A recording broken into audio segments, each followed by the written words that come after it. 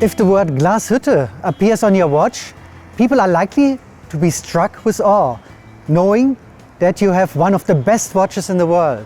But Glashütte is not a brand, it's a place. To be precise, it's a small town in the Ore Mountains with a population of just 7,000. But about 1,000 of them work in the watchmaking industry. Only manufacturers producing in Glashütte are allowed to add Glashütte ISA to their brand, setting them apart from others. ISA, by the way, stands for in Saxony. That watches from Glashütte still stand for unique quality, mechanical precision, and inner and outer beauty is almost a miracle, but definitely a story of unwavering dedication. Let's go inside this building, which was erected as the German School of Watchmaking, but is now mostly occupied by the German Watch Museum.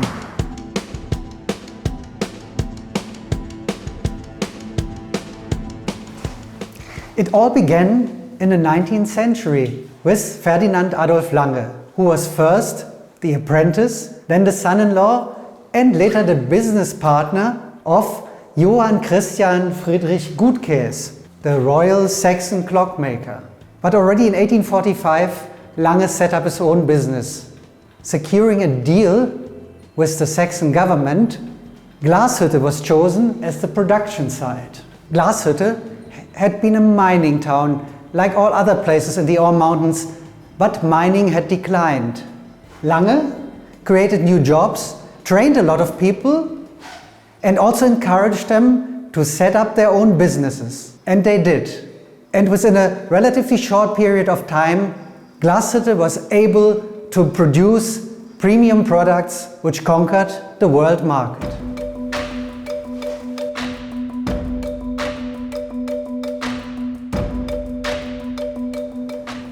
There seem to be no limits.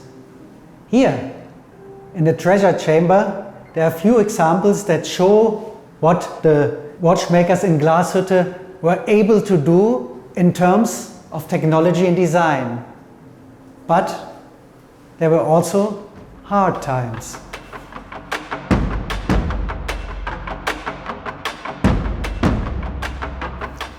During World War II, precision instruments for the German army were manufactured here in Glashütte. And when everybody thought it was finally over, disaster struck. On the very last day of the war, the Soviet Air Force bombarded Glashütte.